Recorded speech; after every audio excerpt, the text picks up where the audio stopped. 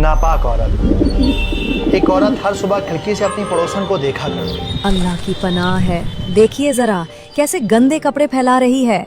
उसका शौहर पास बैठा न्यूज़पेपर पढ़ता रहता और अपनी बीवी की बात सुनकर मुस्कुरा देता। और इसी तरह दिन रातों में बदल गए, रातें हफ्तों में बदल गईं और हफ्ते महीनों में बदल गए। उस औरत को कभी पड़ोसन का घर गंदा लगता तो कभी उसके बच्चे गंदे लगते, कभी उसका किचन मैला नजर आता तो कभी उसका सहन गंदा नजर आता। वो देखो कैसे मैले कपड़ों में नमाज पढ़ रही है। बताइए जरा, इस नापाकी में नमाज होती होगी इसकी?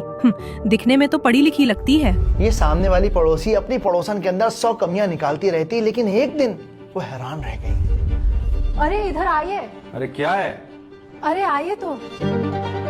दोनों ने खिड़की से बाहर झांक कर देखा और वो ये देखकर हैरान रह गए कि उस औरत का मकान एकदम साफ सुथरा था। आज उसके बच्चे एकदम सफेद शफाफ कपड़े पहने हुए थे और वो जो किचन हमेशा मैला लगा करता था ना, आज बिल्कुल साफ और चमक रहा था। औरत ने मियाँ की तरफ देखकर कहा, अल्लाह का शुक्र है, मैं तो दिन रात इसके लिए दुआ करती थी, आज जाकर पूरी हुई है।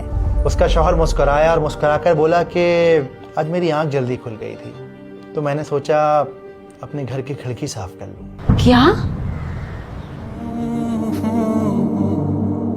आज हम में से ज्यादातर लोगों की यही परेशानी है कि अपने गिरेबान में तो झांकते नहीं, लेकिन सामने वाले के ऐप तलाश करने लगते हैं। अल्लाह सुब्हानहू तआला सूरह हुजरात में फरमाते हैं, ऐ अहले ईमान, बहुत गुमान करने से परहेज करो कि बाज गुमान गुनाह है, और एक दूसरे के हाल का तजस्सुस न किया करो, और न तुम में से कोई किसी की गीबत करे। क्या तुम में से कोई इस बात को पसंद करेगा कि अपने मरे हुए भाई का गोश्त खाए? उससे तो तुम जरूर नफरत करोगे, और अल्लाह का डर रखो, बेशक अल्लाह तौबा कबूल करने वाला है। और इसीलिए हमें तजस्सुस यानी दूसरों के अंदर ऐप तलाश नहीं करने चाहिए, बल्कि बड़े बड़े उलमाओं का ये कहना है कि हर इंसान को दूसरे इंसान के लिए ये ओपिनियन रखना चाहिए कि शायद सामने वाला अल्लाह का वली है, क्योंकि हम नहीं जानते कि कौन है जो रातों में अपने अल्लाह के आगे खड़े होकर गिड़गिड़ाता है, कौन है जो हर रोज कुरान को खोलता है, कौन है जो अल्लाह की आयतों को समझता है, और कौन है जो अल्लाह के इतने करीब है कि जितने करीब शायद हम कभी जा भी नहीं सकते। तो क्यों ना आज अपने अंदर झांकें और अपने आप से सवाल करें कि कुरान आखिर है क्या?